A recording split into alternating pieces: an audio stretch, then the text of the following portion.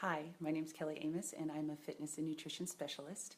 And today's tiny health tip, I'm going to talk to you about exercise and what research is showing as far as preventing and healing cancer. And the reason that God made me say this is that I have a lot of ideas on different things to talk about, and some days I struggle with, what should I talk about? And I was all prepared to talk about protein bars because I think I did a little confession today, and I needed to give some information on it not being that good. But then as I was praying about what should I speak to, all these things came to me. I have a new fitness journal, and there's an article in there about exercise and cancer and prevention and healing. And also yesterday, I had a mammogram. And when I had it, they read it then, and they wanted me to come back yesterday to have an ultrasound. And somebody asked me if I was scared, and I wasn't scared. I wasn't scared because I know I do so many things to prevent cancer and other illness and disease that I really feel like that, I'm pretty good here. I think my body's good, and I don't think that's going to happen to me. And if it does, I'm ready to fight.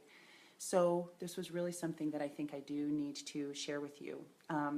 Physical activity, so this is exercise and cancer. Physical activity is associated with a lower risk of 13 different types of cancer, and that's including colon and breast cancer. So we know for sure that by exercising, you are putting yourself at a lower risk, and there's a whole list of things that I'm not going to get into now. Epinephrine is something that's released when you're exercising. And so during exercise, the epinephrine will actually help to circulate natural killer cells in tumors. So you're actually, by exercising, you're releasing, and with the epinephrine, that whole ratio there, you're actually releasing cells that will kill in the tumors.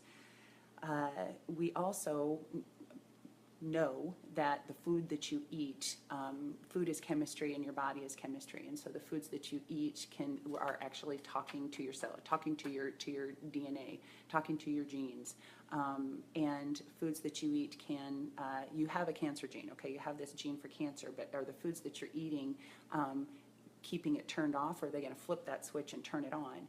As well as genes that suppress cancer, you want to keep those genes turned on, and you want to keep other things turned off. And we know that the foods that we eat help us with that or hinder us with that. Well, exercise, research is showing, does the same thing, not in the same way, obviously, but through exercise and you are actually helping to keep those genes, some of those cancer genes, turned off.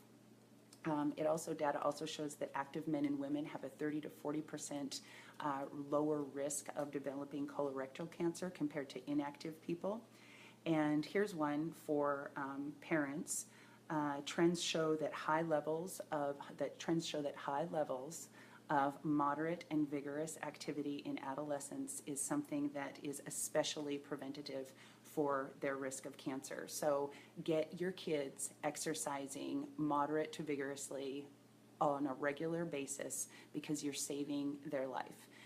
My husband had Hodgkin's disease, and 3 years ago, he was going through chemo 3 years ago. And he's not in the normal age category for that type of cancer. My son is.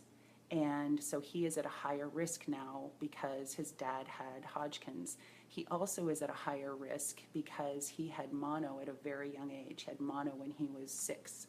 And so that also puts him at a higher risk. So my son does exercise regularly, pretty vigorously, but we need to really do things. We already know that he's got this risk, so we want to make sure that we're doing everything that we can. So you want your children to be happy and healthy, and knowledge that not exercising is not exercising is putting you at a risk of cancer. Just like if you know that smoking is putting you at a higher risk of cancer, you know that. Everybody knows that.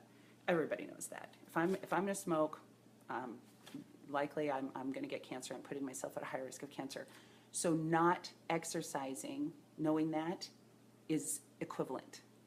So by not exercising, you're saying, you know, I know I'm not exercising, so I'm more likely to get cancer. It's that important. It really is that important. So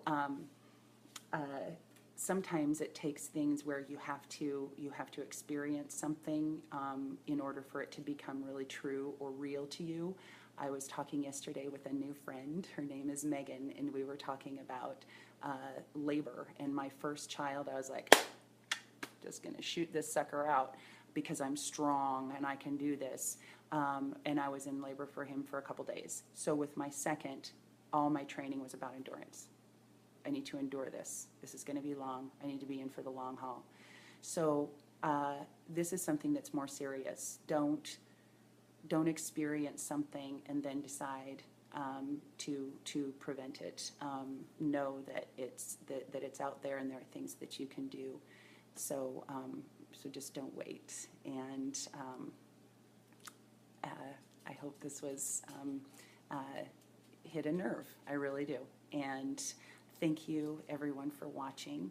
And I hope you're having a great day. And I had a wonderful day. And thank you so much for all of the birthday wishes. That it was just my heart is full. Thank you so much. Have a great night, and I'll see you tomorrow.